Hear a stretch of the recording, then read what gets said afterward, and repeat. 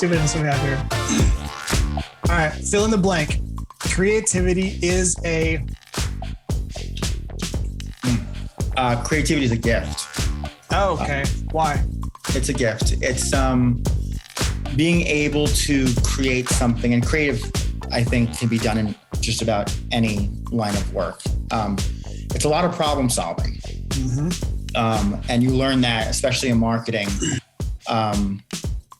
when you're given a show or a series that maybe you don't find interesting, or maybe it's not there to pull in the viewers, and it's our job to make it appetizing for these people who are going to be watching it just for 30 seconds in a minute. It's a gift. It's a muscle that you can work at. We have muscle memory. So, I think the more you do it, the better you get at it. Yeah. I agree. I see it in my kids as well, with their art that they do just for fun. It's like being able to put your imagination into whatever's in front of you is almost like a superpower.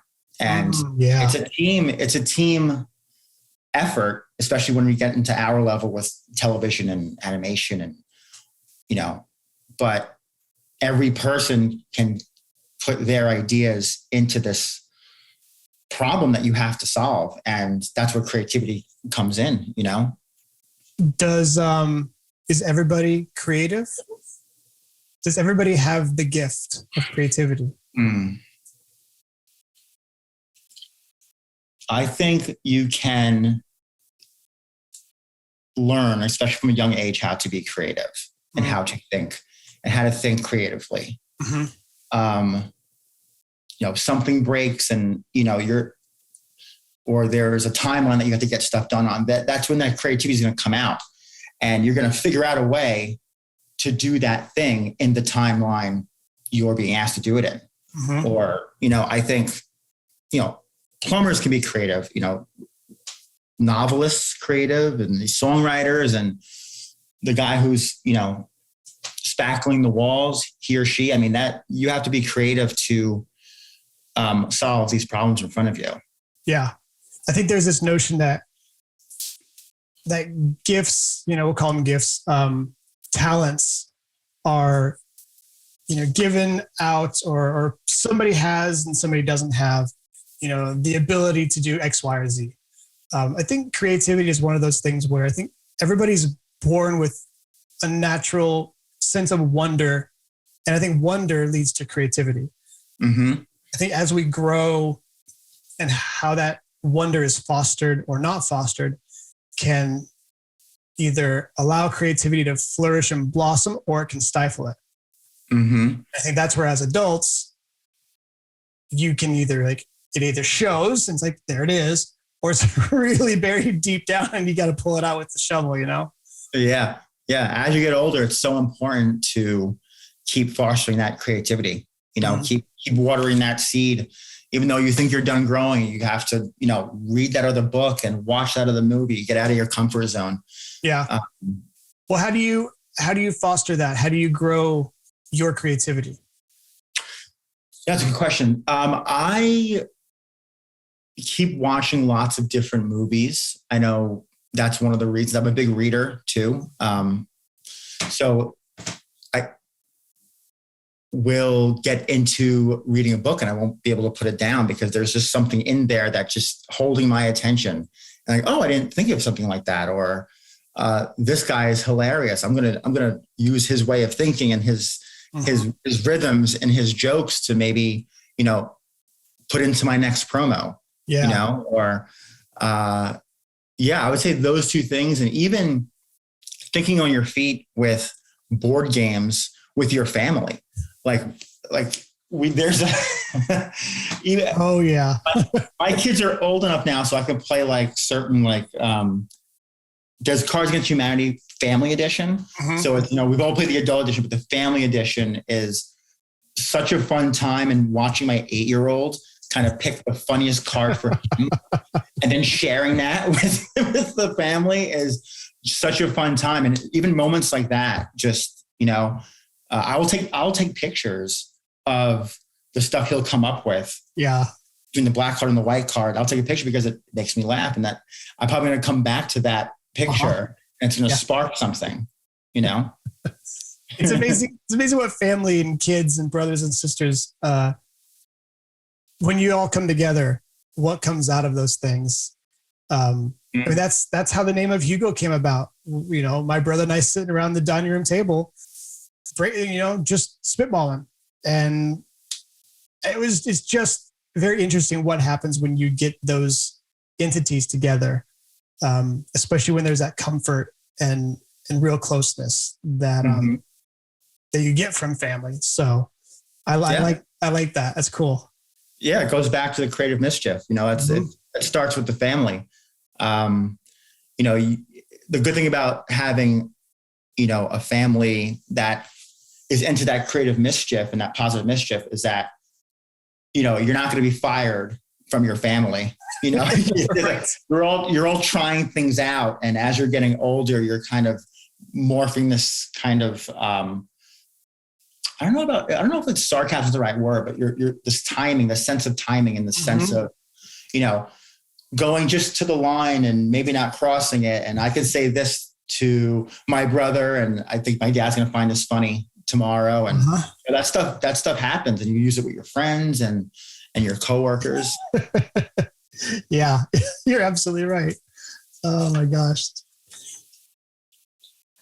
All right, here we go. Let's see what we got here. We got a few more minutes. We'll crank this one out and see how we go. Can you think of a time when someone did something or told you something that changed the course of your life? How? Changed the course of my life. This might get a little deep, Matt. There we go. Let's have it. Let's have it.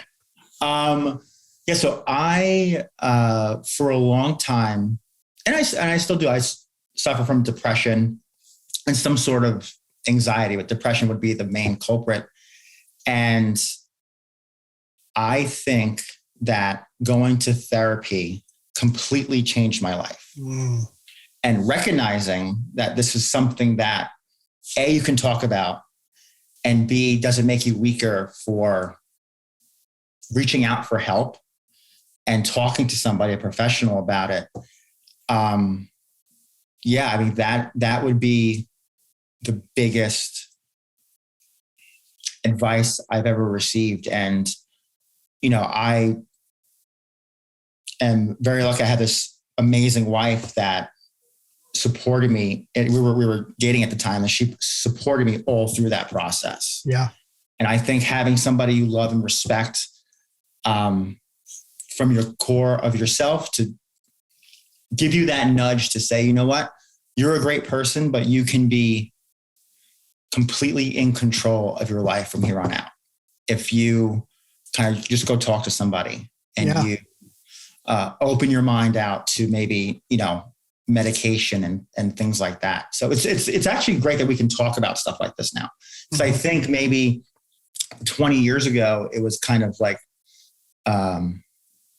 not looked down on, but like, oh, if you were going to therapy, like there was something wrong. You got a few screw loose. Yeah. Kind of thing. Yeah. You got a few screws loose. Yeah.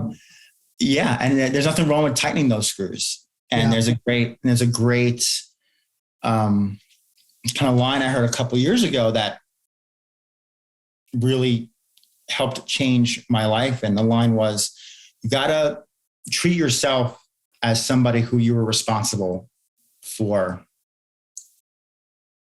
loving, or you have to take care of yourself just as much as you would take care of your sick relative, or your sick dog, or your children. You know, you're just as worthy of that care as the people you love. Yeah. And you know, that blew my mind, that, because I'm like, my God, I would take care of my kids and do everything for them. And of course still do, but you don't take time for yourself. And, you know, and that day that you realize that, oh my God, just going to therapy and just kind of being open about what is bothering you and taking time to heal yourself. Like, now my kids have a better life than they did 3 years ago when I wasn't doing this stuff. Yeah.